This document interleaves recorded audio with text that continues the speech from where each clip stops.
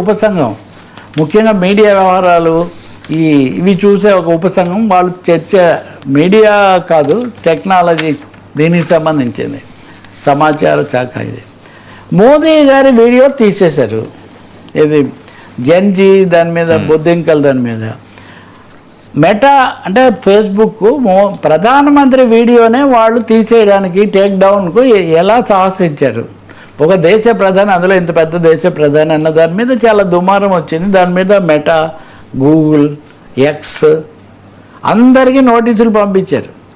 Parliament సమావేశానికి parliament ఉపసంఘం సమావేశానికి వచ్చి వాళ్ళు సమాధానం అడిగారు. సరే ఈ లోపల క్షమాపణ చెప్పింది మెటా. క్షమాపణ తెలియకుండా జరిగింది, అది మా అధికారులు ఎవరో చేశారు, మేము వాళ్ళ మీద చర్యలు కూడా తీసుకుంటున్నాము.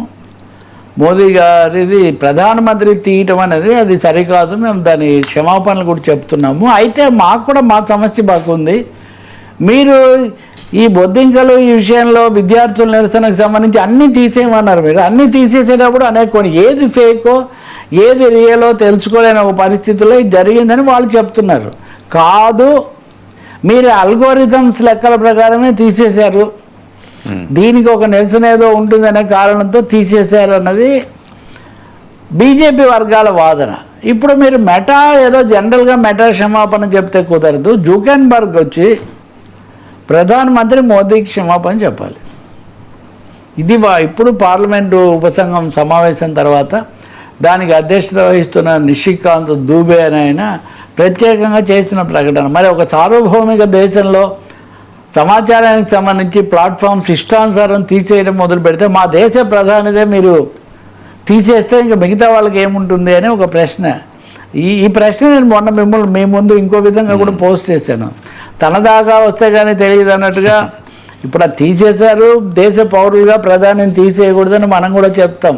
సరే మీరు వేల వీడియోలు తీసేశారు కదా, ఇప్పుడు అవి తీసేసే ప్రాసెస్లో ఇవి తీసేయాల్సి వచ్చింది అని వాళ్ళు చెప్తున్నారు. నిజంగా అన్నీ తీసేయండి, ఏది కనపడకూడదు అన్నారు. మరి పౌరులకు ఏమి హక్కులు ఉండవా? ప్రజాస్వామ్యంలో అందరూ సమానము, లేకపోతే ఆ హక్కులు రాజ్యాంగం ఇచ్చిన హక్కులు సమానమని అన్నప్పుడు గౌరవించటము దేశాధినేతను అది వేరు. కానీ మీరు కూడా అంటే ఏలిన వారు రాష్ట్ర ప్రభుత్వాలైనా కేంద్ర ప్రభుత్వం అయినా పౌరులకు కూడా ఈ విషయంలో కొంచెం వాళ్ళ మనోభావాలు వాళ్ళ హక్కులను కూడా గుర్తిస్తే వాళ్ళకు కూడా కొన్నిసార్లైనా మీరు ఒకసారైనా క్షమాపణ చెప్పాలి. మీకు మెటా క్షమాపణ చెప్పాలి, జుకెన్బర్గ్ చెప్పాలి, నేను ఒప్పుకుంటాను. మరి విద్యార్థులకు అమిత్ షా క్షమాపణ చెప్పాలి అంటే ఎందుకు దాని గురించి అంతగా గించుకుంటున్నారు? అలా జరిగి ఉండకూడదని ఒక మాట చెప్పకూడదా?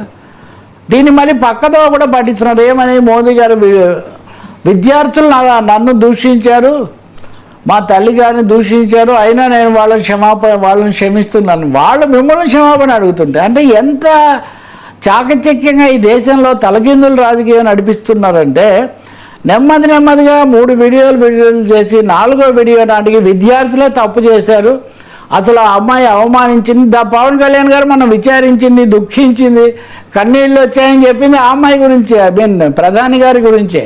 బట్ నేను చెప్తుంది తప్పకుండా భారతీయులమైన మేము మీ పట్ల మెటా చేసిన అపచారాన్ని గుర్తించి క్షమాపణ చెప్పాలని ఒప్పుకుంటాం. కానీ అదే సమయంలో రాజ్యాంగం ఇచ్చిన హక్కులకు కొంచెం భంగం కలిగిస్తూ